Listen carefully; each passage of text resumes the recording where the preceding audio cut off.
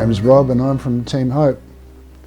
When I was young boy, I grew up in a house. We were very blessed to have a tennis court. It was a clay court. Every Saturday morning I'd go up to the local tennis club where I had coaching, and we would be able to play tennis against each other. Played against young boys my own age. I caught the bus up to this tennis club, and every Saturday morning I'd walk into the club room and there was lots of noise and people glad to see each other after the week, and then we'd work out who was going to play who. One Saturday morning, I was almost 12 at the time, I caught the bus to the club and went into the club rooms as usual, but the moment I walked in I knew something was wrong. Nobody was talking. In fact, the silence was scary. I asked a guy, "What's going on?" And I'll never ever forget his answer. He said, "President Kennedy has been shot." I won't forget my response. I said, "Is he okay? Has he been hurt badly?" And the unforgettable answer, "He's dead." That's why no one in the club room was talking. Everybody was stunned. If you ask anyone from my age group where they were and what they were doing when they heard this news, I can usually give you the full details. It was an unforgettable day. That's if their memory hasn't faded.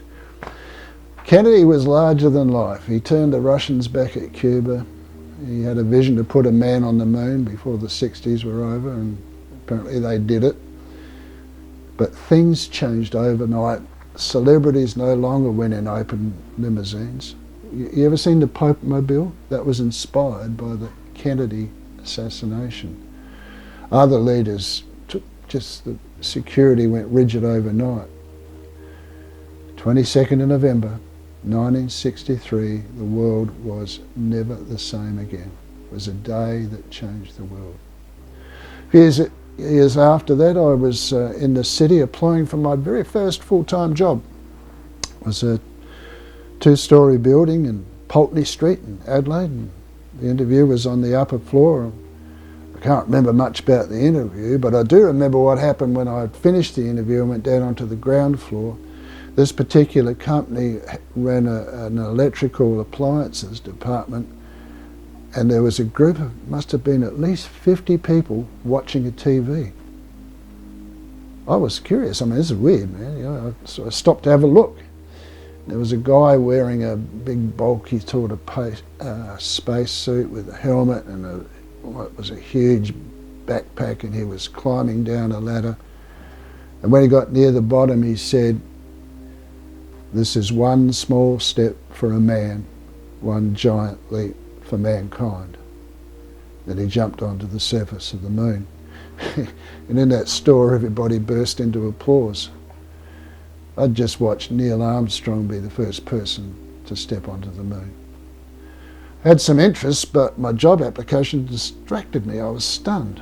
The whole world was stunned. The definition of impossible had changed overnight.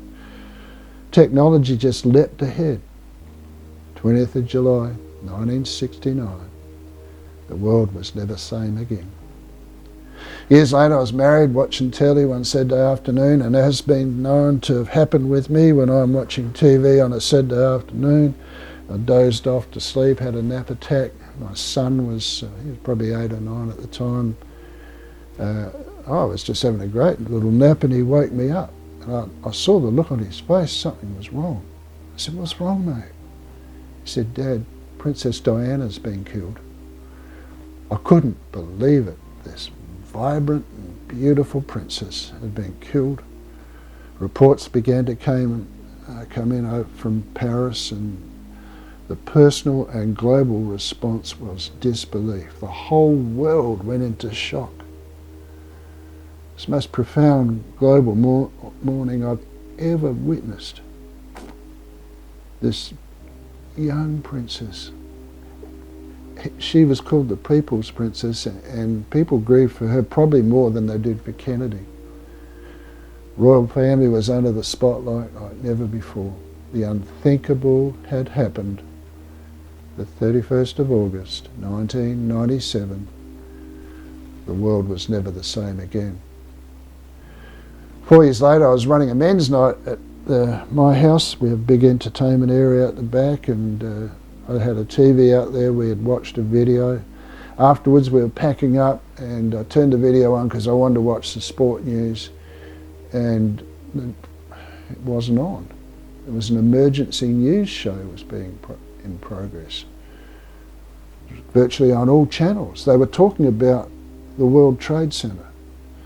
There was smoke coming from an upper floor of one of the towers, and they said a plane had crashed into the North Tower. I called the guys. I said, "Lads, come and have a look at this." We thought a light aircraft had flown into the building and wondered if anyone had been killed. It didn't seem like a major incident at the time. Anyway, the guys left and I reset up the TV back in my study and watched a large passenger airline fly straight into the South Tower. I couldn't believe what I was seeing. Straight away it was realised the first crash in the North Tower was no accident. Eyewitness reports confirmed this. Reporters said it was clearly a terrorist attack. It too had been a passenger plane. Now, I could tell you, and I heard other people say, I felt like I was watching a movie, not real life news. And just over half an hour later I was watching another report came through. A passenger airline had just crashed into the Pentagon. It felt like it was at war. How much worse was this going to get? And over half an hour later, the unbelievable happened. The South Tower collapsed. I knew I was watching a history-changing event. And 5 minutes after that, a passenger plane crashed in a field in Pennsylvania. The theory was that it was headed for the White House and the passengers had confronted the terrorist and a fight had broken out. 25 minutes after that, the North Tower collapsed. The world changed overnight. You know, security at airports, how they're so strict now. That's the reason why. Global stress rapidly rose. 11th of September 2001, the world was never the same again. There are 4 events that I can remember, 4 events that literally changed the world. 3 of them were tragedies. One caused great celebration. Good or bad, there are some events that happen that can impact the whole world. Some such events generate joy. Some cause fear and mourning. Such is the power of a world-changing event. Now here's my challenge to you. What event in all of history do you think has had the greatest impact on this world? Now, this is subjective. What's important to some people doesn't matter to others. What some people think is good, other people think is bad. But what about you? What one single event has had the greatest impact on all of history? I'd like to share my answer with you about this. It was a very tragic event, and yet it had a phenomenal positive impact on the entire world. It happened just under 2,000 years ago, and yet still today it continues to change the world for the better. The impact of this event has been incredible. So what was it? It was the execution of a young Jewish carpenter who had become a rabbi, and it happened just outside the city of Jerusalem. That rabbi's name was Jesus Christ. Now when you think about it, the execution of one man at a violent time in history is nothing too significant. It's sad, but it's true. Romans did it. They must have executed countless thousands of people. And it happened at the obscure end of their empire. So what made this one execution so different? Well, I believe there were 2 things that made it different. The first was who was being executed, and that was Jesus, the only Son of God. And second were the strange things that happened at the point of his death. So who was Jesus? The short answer is he was the Son of God. The Bible reveals he had a very important reason for coming into this world. That was to give humanity an opportunity to deal with its negative behaviour. By humanity, I mean everyone who's ever lived on planet Earth. That includes you, and it includes me. Now, what's the negative behaviour I'm talking about? Take a look around. Something has gone very wrong with us. We have this profound ability to do wonderful things and love very deeply, and yet we're capable of inflicting the deepest hurt on each other.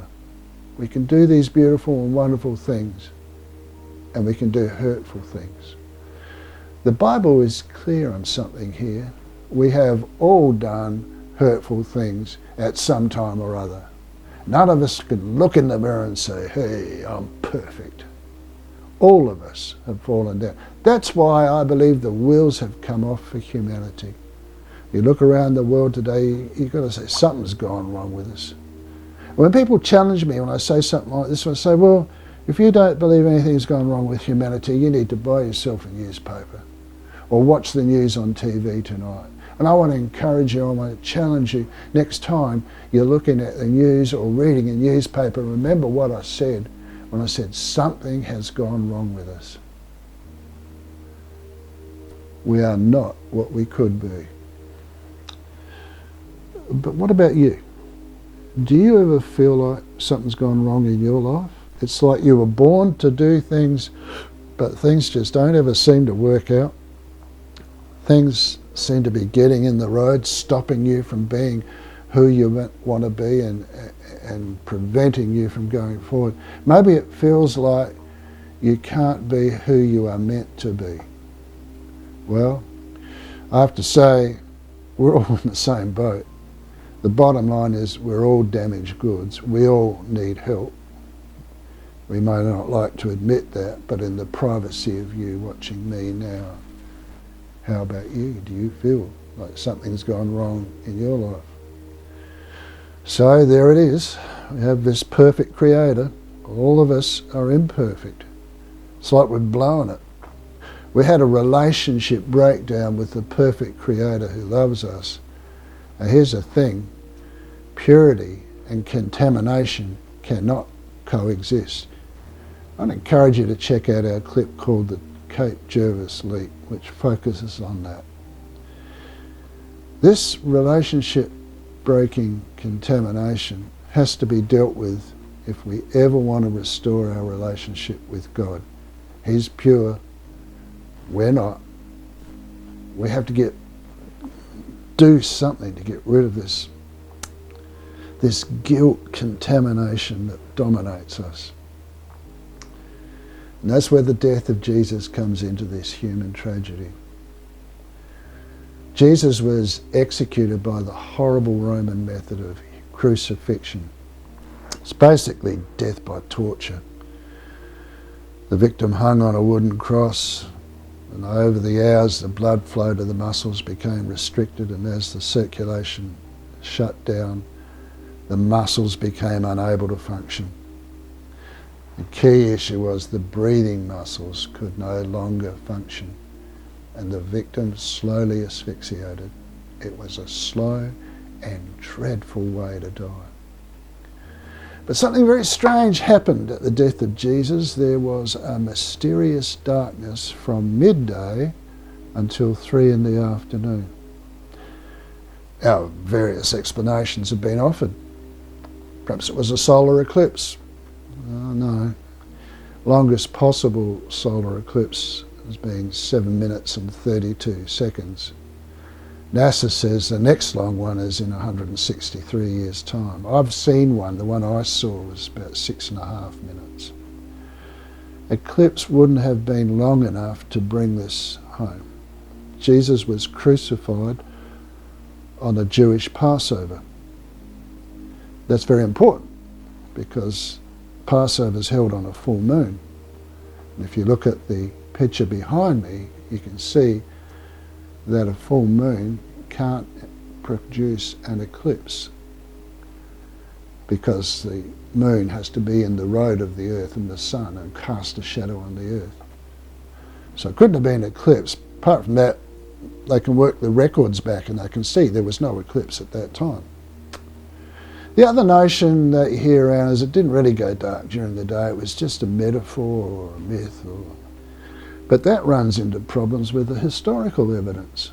Secular historians knew about this darkness and recorded it. Now, I'm not talking about people in the church, what they wrote. I'm talking about secular people outside the church had seen this darkness and wrote about it. Historian called Thallus. He lived about 30 years after the cross. He knew all about it. It was fresh news in the term of history. He wrote in the Greek, and while his original work is lost, it was so well known that other historians quote it. In his third book of histories, he described a strange darkness. He explained it as an eclipse, but other historians picked him up on it. Julius Africanus was one of them. He lived about 200 years after the cross. He said it couldn't have been an eclipse because the Jews had executed Jesus at a Passover, which, as we've looked, meant there was a full moon. Thallus also recorded a violent earthquake at this time, and the Bible confirms this. At the point of death, it was dark in the middle of the day, and there was a violent earthquake. Other historians have picked up on this strange darkness. Phlegon was born about 50 years after the cross. He knew about this darkness. Origen was there. He knew about it too. He was a 2nd century historian and referred to the description by Phlegon that we've just talked about. In that description, Phlegon described a great eclipse during the reign of Tiberius that was accompanied by earthquakes. And do you know who the Roman emperor was when Jesus was crucified? Emperor Tiberius. This was important because Jesus was actually executed during that time. And the Bible talks all about what these people outside the church talked about, the darkness and the violent earthquakes. I'm going to quote Phlegon to you now, and I quote this. This is what he wrote. The greatest eclipse of the sun, it became night in the 6th hour, or 3 in the afternoon, and it was so dark that even the stars were seen in the sky. Again, these guys were historians. They're not church leaders, and they saw this and they recorded it. So if it wasn't an eclipse, and if it's not a myth and a metaphor, then what is it? And many Christians accept by faith what happened on the cross. They don't need to know how it happened. They're satisfied in the fact that it did happen and that it has a really deep impact on us. But what about those of you who might be watching, who may be thinking, this just does not make sense? How could an event all that long ago have any impact on us today? Is there any indication at all what caused the darkness and why it happened? Well, I suppose no one knows what actually caused it, but perhaps I can give you some things to think about. Now, I've got to emphasize, these are not proven, observable, scientific facts. I'm about to wade into something that is difference of views right across the scientific community, but they are accepted scientific concepts. I would also acknowledge that beyond the range of views, there is some people in the science community who don't believe this is possible. Others do. But I'm going to mention it to you because you might say something happened 2,000 years ago could never affect me today. Well, let me just throw some ideas and just to promote some thinking. You think, well, hang on, maybe something like that could happen. To do that, we're going to look at the theoretical concept of wormholes. It's theoretical because no wormhole has ever been found. A wormhole is a theoretical method of folding space and time together so that you can bring two different places in time together. Now, in 1935, Albert Einstein was a pioneer in this thinking, and he worked with a physicist called Nathan Rosen, And they began to propose bridges through space and time. They're called Einstein-Rosen bridges. No wormhole has ever been found, but scientists began to see them in equations and solutions to the equations behind Einstein's space-time theory. Those equations do reveal the possibility of wormholes. Now, many scientists believe they're there, it's just we can't find them. Some scientists describe wormholes as shortcuts through space and time. I want to just explain to you,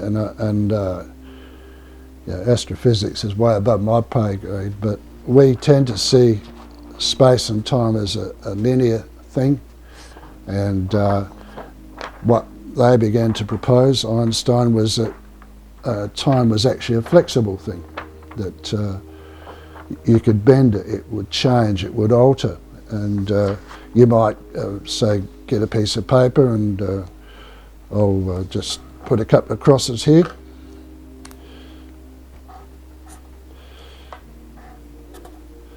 And one A and one B and line 22. All right. This is, well, you didn't see it first on Team Hope. This is a very common demonstration. You can see that A and B are separate, and that they're occurring at different places and different times. Okay? So what Rosen and Einstein said is, well, actually, you can fold back space and time on itself, and a wormhole, and I'll just punch it through here with this spike, and I'll make it a little bit bigger with a pencil so you can see it easier. So A and B, if time folds over, they're connected together. And so you can see where they were connected, where the holes are, but they occur at a different time and different place. Now, does that prove wormholes exist? No, it's just a simple explanation.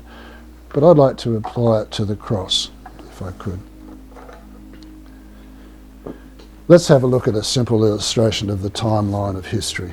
All right? So the cross occurred, and then have all the space in the middle of time, all the things that happen, all the events you can think of, and here we are at now. And so what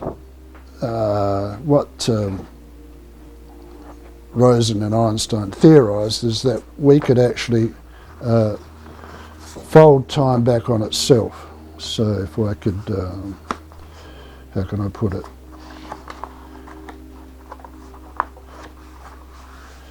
Do this and then fold that over there like that. Thanks for your patience.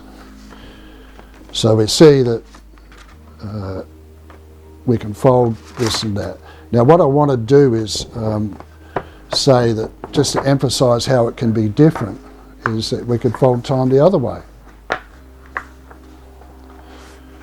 And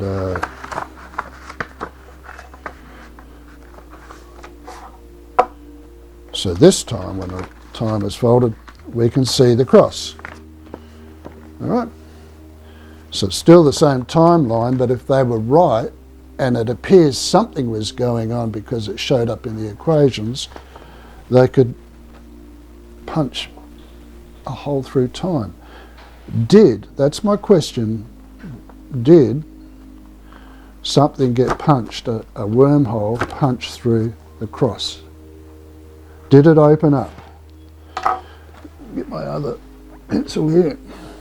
See if I can make the hole a bit bigger.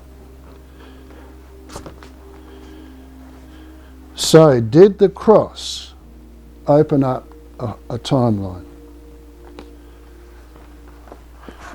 Because if it did, open up a wormhole, because if it did, you can see, if you look at the paper, you can see the hole in the now, and see the hole in the cross, and see the hole in the middle of the intervening time. Now, I'm not saying a wormhole opened up. I'm just trying to provoke your thinking here. That maybe, something showed up in the equations. Was it the cross? Some of my friends think it's a bit of a stretch to believe that. But I'm saying it's possible. And if you're a Christian, it doesn't really matter, because you know what happened. But if you're not a Christian and you're watching this, can you see what I'm doing here? I'm encouraging you to have a different way of thinking about it. I'm encouraging you to think, well, what did happen? Einstein himself saw the possibility of it. Did he see something he knew was there but science couldn't find? Could these anomalies be wormholes created by the cross? My answer to this question is this: I don't know. I wonder if anybody does. All I'm asking you to do is not to dismiss it as impossible, but to consider, hey, wait a minute, that's possible. I know that an event that occurred 2,000 years ago reaches across space and time and has a profound impact on countless millions of people today. It seems like the sort of thing that a wormhole can do. What do you think? Because I want to encourage you to think about the cross. And here's something else to think about: the darkness that was drawn into the cross that day. Could it have been the contamination caused by human behaviour being drawn from right across the ages, and all that guilt being absorbed into the one man, into the one place, at the one point in time? The one man was Jesus as he died upon the cross. The Bible has some intriguing insights about these matters in Isaiah's prophetic portrayal of Jesus on the cross. I've looked at my Hebrew and I've considered the way it has been expressed. And I'll say what Isaiah said, and you think about the burdens you carry in your life that you just wish you could get rid of. Isaiah said, surely he has carried away our sicknesses and sorrows and accepted the burden of our sorrow into himself. From our perception, it was as if God himself had let this happen, this terrible wounding and affliction. He was pierced because of our rebellion. He was crushed because of our wrongdoing. We have peace because the consequences of our transgressions fell on him. Through this dreadful wounding, we are healed and made whole. We're all lost. We've all gone our own way. But the Lord has caused the consequences of our wrongdoing to fall on him. Cross is not like some pagan deity who got so spewing mad at humanity he had to have violent sacrifices because of his macabre lust for vengeance. It's far from it. Can you see it? Because of his infinite love for us, God allowed the consequences of our contaminated behaviour to fall on his only begotten Son. And here is the reality of it. On that day, the world gave God its worst. It was the day that God gave the world his best. Did Jesus absorb that human pollution into himself through some type of wormhole? I don't know. It might have happened that way. I'm just encouraging you to think beyond the circle. You know, for those people who are committed Bible students, you might recall about 6 weeks before the cross, an event we call the Mount of Transfiguration. Moses, Elijah and Jesus met together. Moses, 2000 BC, Elijah, 650 BC, and Jesus in his life, all from different times. They all met at the same time in the same place. The cross happened. It works. I can only offer one point of evidence to all this, and that's the testimonial evidence on the impact of Jesus' death to people today. Now I'm going to close this with a testimony to you. It's a very brief testimony about my life. I grew up struggling with guilt. Why? because I always believed I wasn't good enough. I had health challenges. I grew up wearing a leg iron and surgical boots, compliments of Mr. Polio. You know, at school I was always the last in the race. I was the kid no one wanted on their side. I couldn't measure up to my brothers and sister. They were academically gifted. I kept on dreaming up stories. And you know, I can still remember teachers saying, "Why can't you be like your brothers and sister?" They were brilliant at school. They were lonely days. Some days I felt like I lived at Bully Central. I was not good enough for my family. It was not a good foundation for my teenage years. The challenge of those days, guilt had me in a vice-like grip. I tried and tried and tried to escape it, but I just couldn't. Then I met Jesus. I changed from knowing about him to knowing him personally. He became my best friend, and he still is. What he did on that cross removed all the guilt from my life. A power from beyond me did what I couldn't do. That power removed the guilt, and when that friendship with Jesus started, the guilt finished. Do I still make mistakes? Yep. When I do, I try my best to live for God. When I do, I make a mistake, I say to God, "I'm so sorry."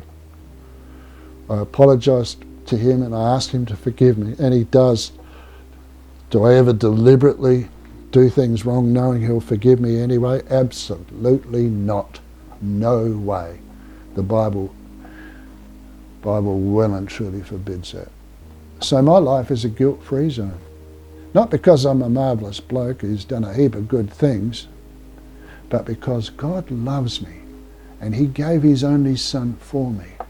And his only son, my best friend, absorbed the contamination of my guilt into himself on the cross. He's done the very same thing for countless millions of others. He's done the very same thing for you. That's why I believe the cross, the day it happened, was the greatest event of all history. How about it? Would you like to live in a guilt-free zone? Would you like to be the person you were always meant to be? Have a think about these things. My name's Rob, and I'm from Testimonies.